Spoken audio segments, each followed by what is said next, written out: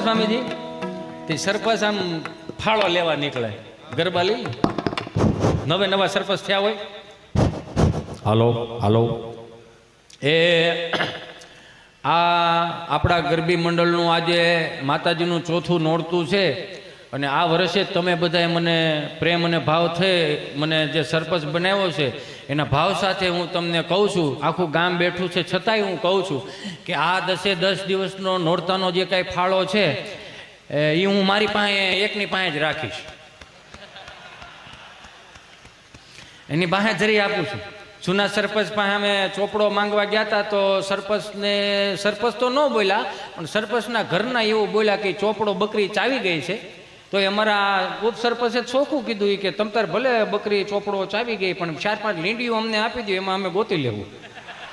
પણ તો એ પાછા ન પડ્યા એમ. અને સરપંચ તો સરપંચ જ હોય ને. સરપંચ હમણાં જો એક ગામમાં એક ભાઈ બિચારા ધામમાં ગયા ને એના વાઈફનો ભલો પાતો હતો, આમાં એટલે કરતા હતા કરુણ રસથી, અને આમ કૂટતા છે સાથી આખું ગામ આવી ગયું ને એ તમે મને એકલી મૂકીને ક્યાં ગયા.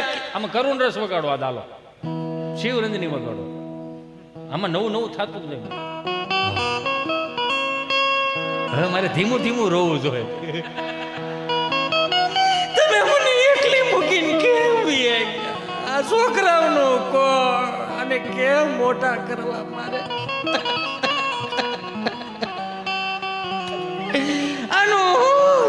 ત્યાં સરપંચ બોલ્યા, નવા સરપંચ, બેન ચિંતા કર, માં તારો ભાઈ બેઠો છે. બેન, આ દીકરા દીકરીને મોટા કરી દેવું, આ મારા ભાણિયાને ભાણક્યું છે એમ માનીને હું બેન એને મોટા કરી દે, એને શિક્ષણ આપીશ, એને નોકરીએ ચડાવી દઈશ બેન, અને વરા પ્રસંગ પતાવી દે. બેન ચિંતા ન કર, તારો ભાઈ બેઠો છે, ચિંતા કરી.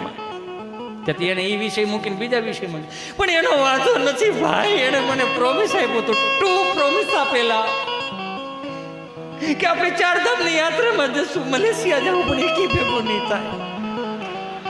તે સરપંચે કીધું બેન ચિંતા કરીમાં, આપણે 4 ધામની એક યાત્રા કરાવીશું, ભાઈ બેન નાઈને આવશું, આપણે બેન ભાઈ બે જાવ. બેન ચિંતા કરીમાં, તારો ભાઈ બેઠો છે, ચિંતા કરીમાં.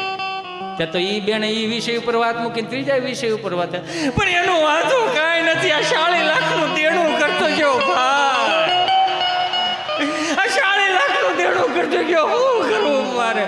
ત્યાં તો સરપંચ હો બાઉ ચડી, ભાઈ આખો ગામ ઉભું છો, એકાદો તો જવાબદારી લ્યો ભાઈ, કે બધું હું કરી દઉં, આટલું તો હું કરી શકું મારી ક્ષમતા પ્રમાણે, મારી પાસે ગ્રાન્ટો આવશે એ પ્રમાણે હું કરી દઉં, કે બધું થોડું હું કરી દઉં ભાઈ, કે સરપંચ છો કઈક બધાને ઘર આપી દઉં ભાઈ.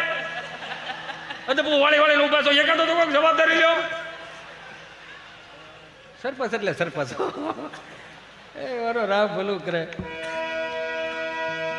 એટલે સરપંચ એ ફાળો લખવા ગયા હોય ને આમ આવ્યા, આપણો આ 6ઠા નોરતાનો જે કંઈ ફાળો છે એમાં અડધો રામ ભરોસે આવેલો છે અને અડધો નામ પ્રમાણે આવેલો છે. એટલે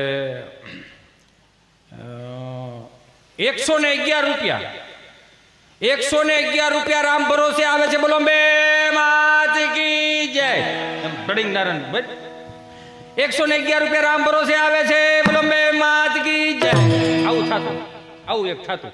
પછી એક આપણે ત્યાં ગામડામાં ભવાઈ મંડળ, જે આપણા દેશના વ્યાસો, આ 400 રૂપિયાના ફિલ્મવાળાના જમાના નહોતા ને સાહેબ, તેથી આ આપણા દેશના વ્યાસોએ કેટલાય રાજાઓને ઉજળા કરી અને મારીને તમારી પેઢી સુધી પોગાડ્યા. સાહેબ એ વ્યાસોને એક વખત જોરદાર તાળીઓથી વધાવો.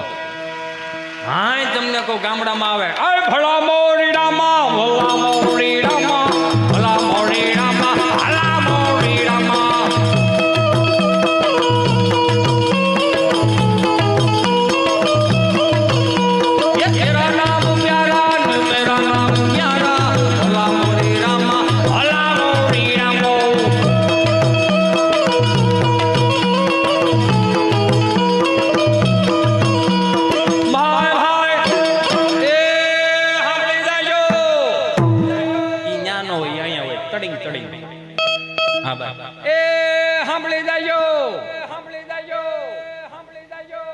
તો ગામના 4 પાદરમાં સાંભળાતું લાગે.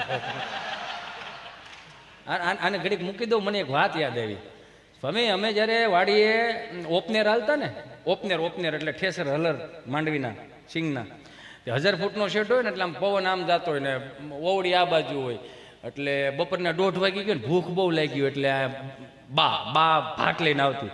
બાપુજી ત્યાં ઉપનેર ઉપર ચડ્યા ને એટલે અમને બધાને તગારા લેવાના અને ભૂખ બહુ લાગી હોય ને એટલે બા ઓલી ઓવડી આમ હાથ મૂકીને ત્યાં છોકરો સિંહ જેવો થઈ જાય, એ બા એ બા કહીને તો હોહરવો 1000 ફૂટનો એ પવનનો શેઠો ને એ બધું તો બા પાસે શબ્દ પૂગી જાય.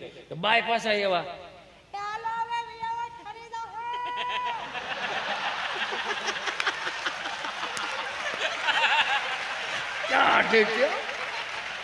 આપણે આપણી જેટલો અવાજ થોડો એનો આપણે કહું ને ગુજરાતી મારે બાને સંવાદ ચાલુ છે.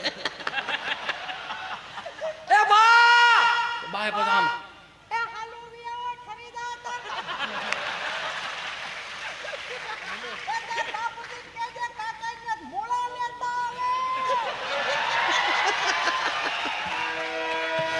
આવું હતું મારો રામ ભલું કરે. બા પછી આવે બાપુજી, બા જેને પૂજે બાપુજી. પછી નવું લાવ્યા મમ્મી અને પપ્પા. અમારા હાથમાં ધોરણમાં ભણવામાં આવતું ઇજિપ્તના ગાઝા પિરામિડમાં મમ્મીઓ નીકળ્યું. પપ્પાનું સંશોધન થાય છે. હવે તો આપણે સુધરી ઢેફું થઈ ગયા બધા પશ્ચિમી સંસ્કૃતિનું અનુકરણ મીઠા લેવા તે મોમ એટલે થીજી ગયેલું, ડેડ એટલે મરી ગયેલું. આવું હું નથી કહેતો, ગુજરાતી ભાષા આવું કે મારો રામ ભલું કરે. ક્યાં માતૃદેવો ભવ, ક્યાં પિતૃદેવો ભવ, સનાતન સત્યના શબ્દો હું તમે મોમ ને ડેડ સુધી પોકી ગયા તો ક્યાંય આ 4 વેદ લખાણા, 6 શાસ્ત્રો, 18 પુરાણ, ઉપનિષદો, નીતિ શતકો, વૈરાગ્ય શતકો, છેલ્લે શિક્ષાપત્રી લખાણી, ક્યાંય આગાહી કરીશ મોમમ ડેડમ પુત્ર પુત્ર આદિ ભવિષ્ય ભાંકતી એવું ક્યાંય લખ્યું છે? ઉપાડા હેના લીધા હતા આપણે બધા.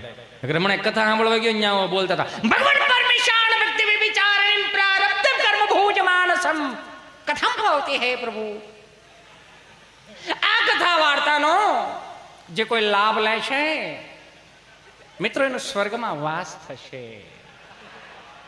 કોને કોને જાવું છે સ્વર્ગમાં? તો બધા આંગળા ઓછા કર્યા. 2 જણા મારી પાસે હોઈ ગયા મોટા કરીને. તમને શું વાંધો?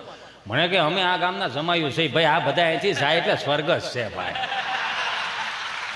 આને અહીંથી મોકલો ની આવ્યા તા કથા સાંભળવાની શું જોવા બેહેરા ભાઈ.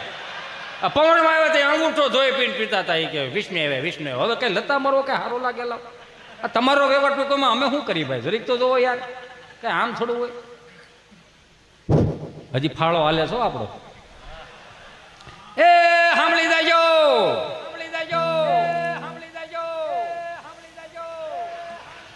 હજી આમાં એક ઉગી ગયું કહી દઉં. અમારા ગામમાં રામા મંડળ આવ્યું. રામા મંડળો અને અમારો મિત્ર મને ગભો એવું કે મને કે આપણા ગામમાં રામા મંડળ એક પાત્ર મને કોક આપો ને ભાઈ. આપણો વિષય નહીં, તને તો ઓળખે બધા, વાત કરી. પછી આયોજકને કીધું, મેં કીધું ભાઈ આપણે ગભાને એકાદું પાત્ર આપો ને, વાંધો શું છે? ઓલા કે ઓલા 7-5 થી રમ્યા છે રામા મંડળ, તો એકાદું કદાચ કે ગભાને આપણે ભેરવાનું પાત્ર દે તો શું છે, વાંધો નહીં, બોલવાનું નહીં કાંઈ નહીં. તો કે સારું, આને નિહાળમાં દઈ દીધો ઉતારો. અને અહીંયા બધા મોટા મોટા પાત્રો હતા. ગામમાં બીજાને સગનભાઈ ડેલીમાં ઉતારો આપ્યો, અહીંયા નિહાળમાં ઉતારો આપ્યો ને એને કાળા કપડાં પહેરાવ્યા, મોઢે કાળી મેહ કરી, પાવડરના ટીપકા કર્યા અને લાલ લાલ કંકુના ટપકા કર્યા. ઝાડનો કૂળો હળગાઈ દીધો મશાલ માટે. અને આ ગામમાંથી એવું કહેવામાં આવ્યું તને 2 વાગે એવું કહે આવે મારો ભેરો આવે. પાછું કેમ ખબર? રામ મંડળની ખાલી એક નાનકડી ઝલક બતાવી દઉં. આજે રાજા બોલાવે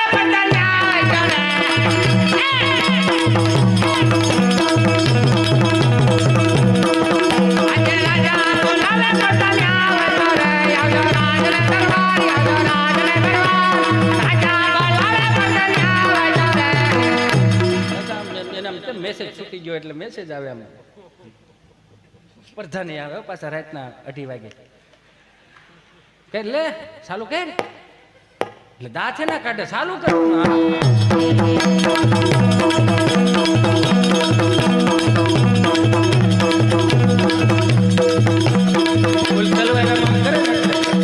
હવે બધું ભેગું રાખવું જોઈએ એવું લાગે છે.